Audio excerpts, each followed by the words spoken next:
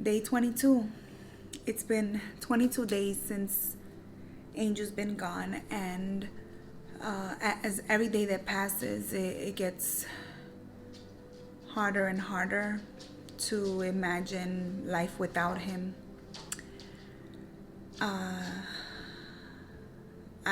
Today's message is a little bit everywhere.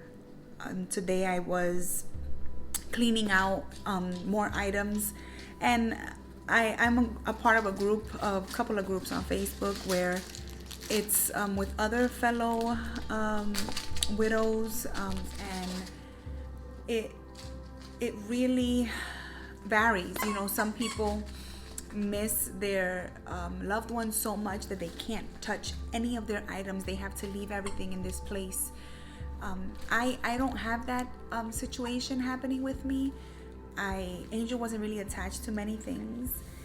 However, certain items remind me a lot of him and just give me butterflies whenever I touch it or try to move it.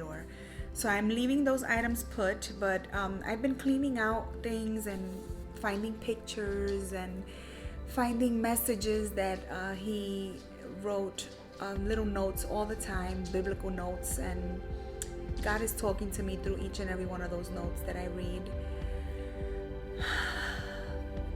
It's hard.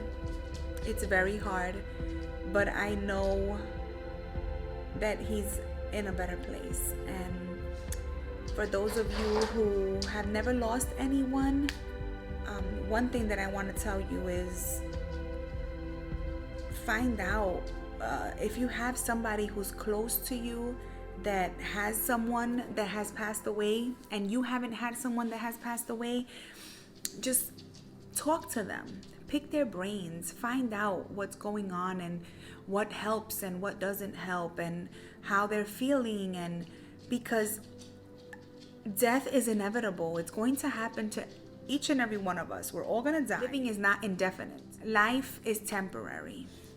Death will occur either to you or to your spouse, and it's important that you don't segregate or isolate the widows and those that are mourning the loss of their spouse, because then you won't know what to do.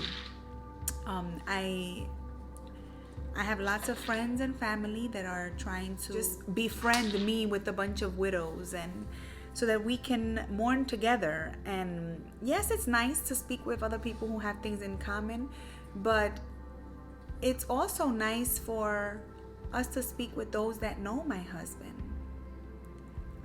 I personally enjoy hearing stories about Angel. I enjoy talking about him.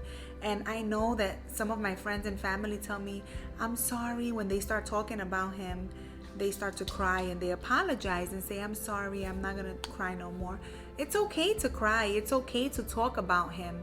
I want you to talk about him. I want, for when I die, I want my children to know about me. I want my children to hear stories about me.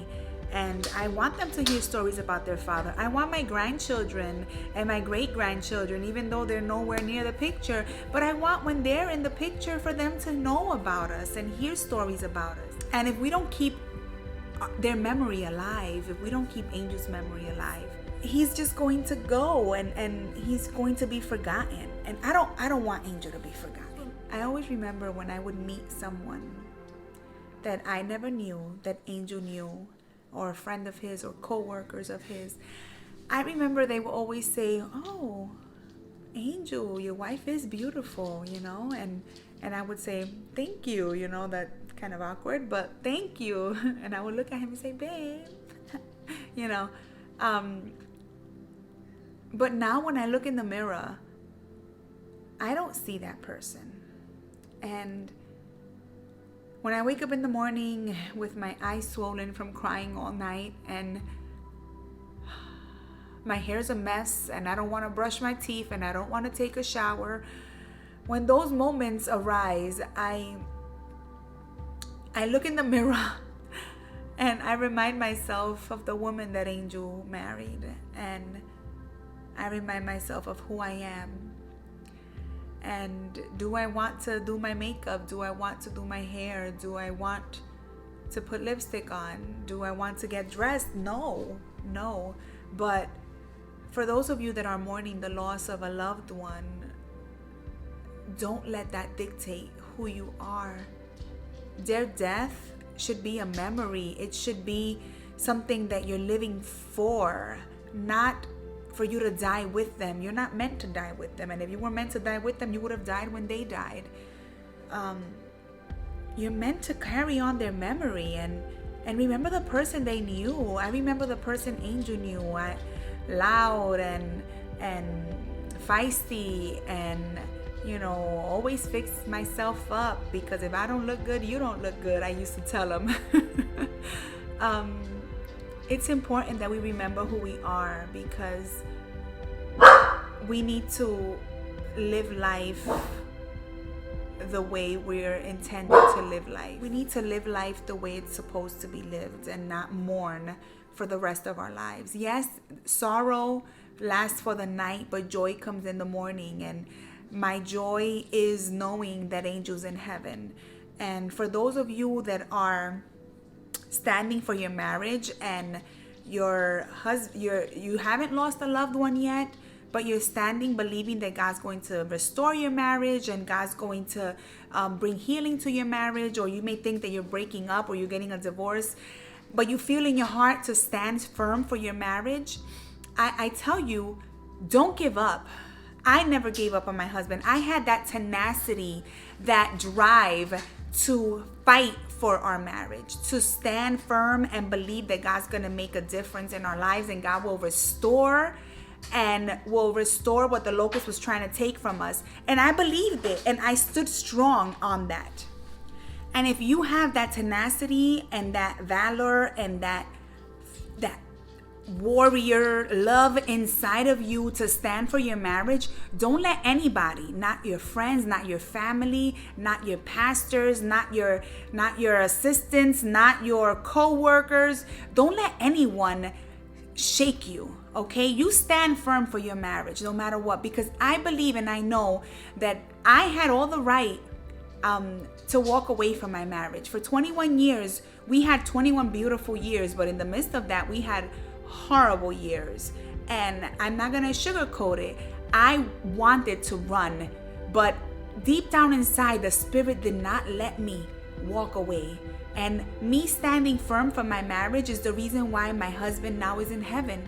Because if I would have walked away, only God knows what would have happened to him. Only God knows what would have happened to his soul.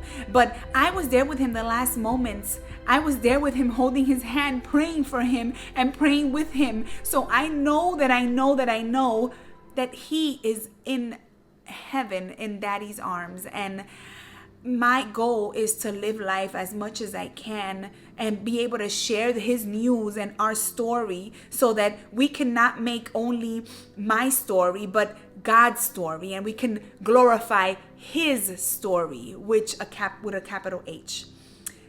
It's very important, and I will continue to post about our marriage and our past, because our past is what made us who we are. What we went through is what made me who I am today. My pain, my tears, my sorrow has made me who I am today. And I'm grateful for it, because every scar that you see, it's not a wound anymore. It's a scar, and it's just showing proof that I survived. Because I'm a survivor, and so are you. So do not give up no matter what. Don't give up.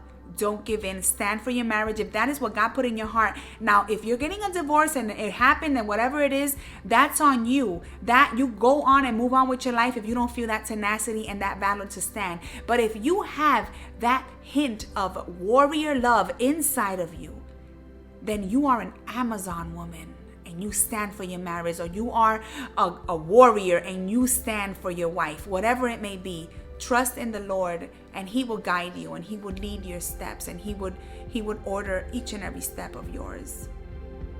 This is my short message for today. I just want to send my love to everyone, and thank you for commenting and sending me your posts, because it's important that we're in constant communication and let the world know that although our spouse died, we are still living, and we have to share their story, and we have to share their love and our love for them. And we can't die. We can't die. We cannot let his story or her story die. I refuse to let Angel die on December 24th, 2020. Even though he physically is dead, his memory lives on forever. Thank you guys. Comment and share, and let me know what you think about these videos. I believe that this message is a double-edged sword. It is testifying and speaking to my life, and I know it's speaking to yours as well. God bless everybody. Have a wonderful day, and I'll tune in tomorrow. Bye.